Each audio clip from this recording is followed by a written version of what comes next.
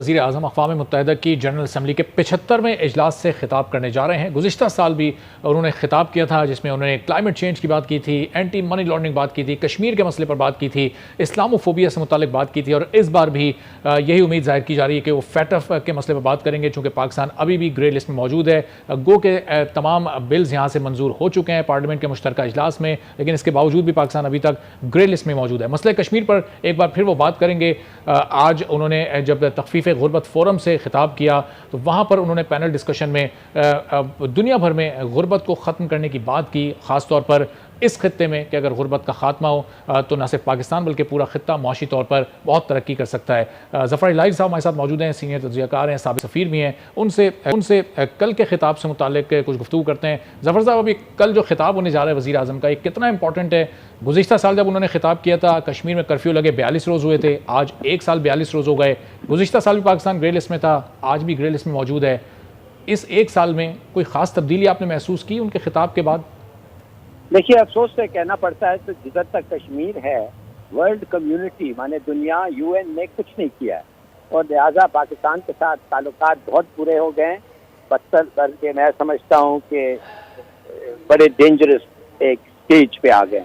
दूसरी बात है, जिधर तक पाचफ का बात है, पाचफ के हमने तो बड़ी तरक्की की है, माने कि हमने बहुत सारे कानून और बहुत सारे एक्शन लिए हैं, लोगों को पकड़ा भी है, उनके नाम भी हमने प्रिंट किए और लिस्ट किया है और उनको उनके जायदाद भी जब्त किया है।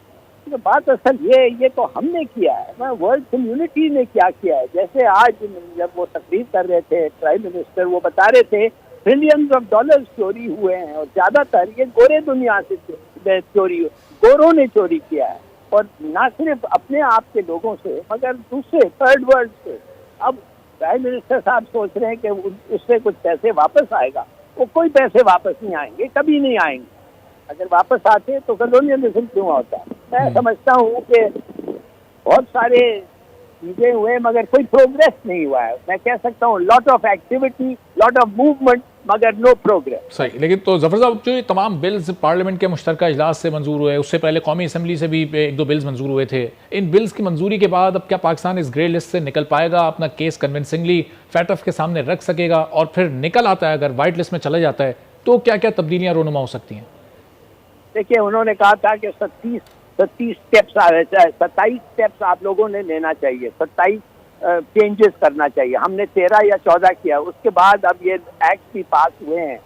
तो मेरे ख्याल में अगर हम कैंपेन ठीक से करें और हमारे दोस्त जो हैं तुर्की, मलेशिया, चीन और भी हैं, अगर ये वाकई हाथ पैर हिलाएं तो शायद हम निकल सके। मगर ये याद रखना है कि हिंदुस्तान और अमेरिका एक तरफ है और इन दोनों जो हैं इनका ख्याल है कि हम पे प्रेशर रखना चाहिए। हिंदुस्तान तो खैर अभी ब्लैक लिस्ट पे लाना चाहता है, वो तो इंशाल्लाह होगा नहीं, मगर अमेरिका भी जो है अभी तक it hasn't made up it's mind कि क्या हमें निकालें या प्रेशर अभी तक मेंटेन। सही, चलें ज़बर साहब, डॉक्टर हुमा बकाई साहिबा भी हमारे साथ मौजूद हैं, बैनुल अक़वामी उमूर की माहिर हैं। हुमा बकाई साहिबा, कल जो खिताब होने जा रहा है, साल जब खिताब हुआ था, मसला कश्मीर आज तक वहीं का वहीं खड़ा है। क्या उम्मीद है अब आपको, क्या कुछ तब्दील होगा? दुनिया को कन्विंस कर सकेंगे जो पाकिस्तान के मसले हैं, जो मसला कश्मीर है? फैटफ का भी एक बड़ा इंपॉर्टेंट मसला अब दरपेश है, जो 27-28 चेंजेस करने का फैटफ ने कहा था। ज़फ़र साहब कह रहे हैं कि 13-14 चेंजेस ये हो चुकी हैं, लेकिन अभी आधा सफ़र बाकी है। इंडिया की कोशिश है पाकिस्तान को ब्लैक लिस्ट में डलवाया जाए। अब क्या पाकिस्तान ग्रे में ही बरकरार रहेगा, व्हाइट लिस्ट में आने का इम्कान है? क्या लग रहा है? देखिए, एक बात तय है कि ये हमें ब्लैक में पुश नहीं कर सकते और वाइट में ले जाना जो है वो सियासी फैसला है, क्योंकि जो टेक्टिकल या ऑपरेशनल डायमेंशंस हैं वो पाकिस्तान ने तकरीबन पूरी कर दी हैं और आप तो को पता है कि किस तरह से पूरी की गई हैं, उस पर भी सियासत हो रही। मतलब रियासत के मफाद पर भी हमने इस मुल्क में अनफॉर्चुनेटली सियासत देखी। बिल्कुल, सब कुछ सामने था। जी डॉक्टर साहब, आपकी तरफ वापस आता हूं। गुजारिश ये है कि वाइट में जाना इंटरनेशनल पॉलिटिक्स है, ग्रे से नीचे हम नहीं जाएंगे। सही, ज़फ़र साहब, आपको भी ये लगता है कि ग्रे में ही रहेंगे या वाइट में आ सकते हैं? कोई इस तरह का इम्कान है? उस हद तक हमने वो टास्क रीच कर लिया है? देखिए, वाइट में तो वैसे हमने जितनी कोशिश की है, माने जैसे लॉज चेंज तो हमने कर दिए हैं, अब पता नहीं प्रैक्टिकली हमने कितना कोशिश किया है। क्या मनी लॉन्ड्रिंग का स्कोप इधर कम हुआ है? क्या ये जो लोग कहते हैं कि सबसे आसान मुल्क है जिधर मनी लॉन्ड्रिंग हो सकता है, और आप देख रहे हैं किस लेवल पे मनी लॉन्ड्रिंग इस मुल्क में हुआ है, मेरे ख्याल में अभी तक लोगों को कुछ शक व शुबा है कि हालांकि चेंजेस इन द लॉ आ गए हैं, पता नहीं ये प्रैक्टिकली कुछ करेंगे कि नहीं। तो शायद जबरदस्त इंटेंशन तो है प्राइम मिनिस्टर की, वो तो हमेशा ये कहते हैं कि ये मनी लॉन्ड्रिंग रोकी जाए, अगर हम इसको रोक लें तो मुल्क से गुर्बत का खात्मा हो सकता है, ये पैसा गरीबों की फलाह बहबूद पे लग सकता है। जब इंटेंशन है तो फिर इम्प्लीमेंटेशन क्यों नहीं है?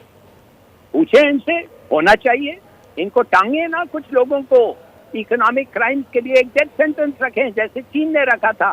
20 साल, अगर आपने 20 लाख चोरी की है तो उसका 10 साल आपको जेल मैंडेटरी है और 20 लाख के ऊपर डेथ।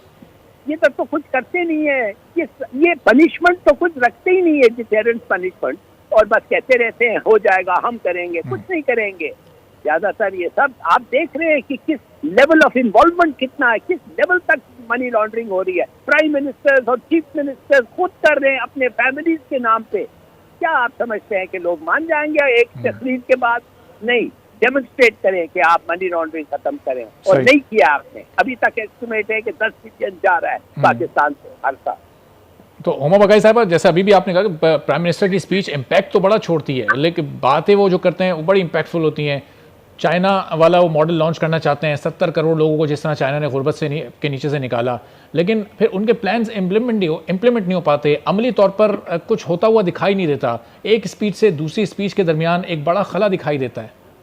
देखिए, चाइना वाला मॉडल, हम गुर्बत से लोगों को निकालने की बात तो कर सकते हैं, लेकिन जो चाइना का सियासी मॉडल है वो तो एक्सेप्टेबल नहीं है।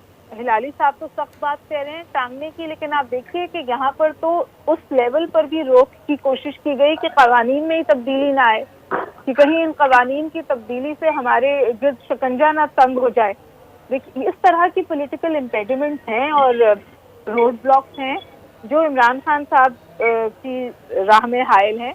इस वक्त ऐसा लगता है जो सब बहस है मुल्क में कि उनको शायद जो इम्पोर्टेंट लॉबीज हैं रियासत की बका के लिए, उनकी भी सपोर्ट हासिल है इस हवाले से कि ये जो पाकिस्तान का इमेज बन गया है ना कि यहाँ सब चलता है, उस इमेज को हम ब्रेक करें, और जो हम हेवन बन गए मनी लॉन्ड्रिंग के, उस इमेज को भी हम ब्रेक करें, और उसके लिए बिल्कुल वाज़ेह स्टेप्स लें। लेकिन जाहिर है हमारे यहाँ जमहूरियत भी है, हमारे यहाँ जो स्टेटस को की पावर्स हैं, जिनके मफादात जुड़ गए हैं इन कामों से, उनकी को रेजिस्ट करना भी बहुत मुश्किल काम है। इमरान खान साहब कोशिश कर रहे हैं और उनकी इस कोशिश की पजीराई हो रही है। तो मैं समझती हूँ कि वहाँ स्पीच में रिपल होगा, रिपल इफेक्ट होगा या इम्पैक्ट होगा, लेकिन असल में तो जी we have to put our house in order. अगर हम अपने मसाइल हम नहीं हल करेंगे तो कौन हमारी मदद कर सकता है आके? या हम जुड़ जाएंगे इस बात से कि हमारे महल बन जाए चाहे पाकिस्तान तबाह हो जाए। इस वक्त तो हम इस पैराडाइम से जुड़े हुए हैं ना कि दुबई में विला हो, लंदन में घर हो, समर हाउस हो, विंटर हाउस हो। जब आपके सियासतदान इस सोच से जुड़े हुए हैं तो फिर तो मसला है। Just finishing.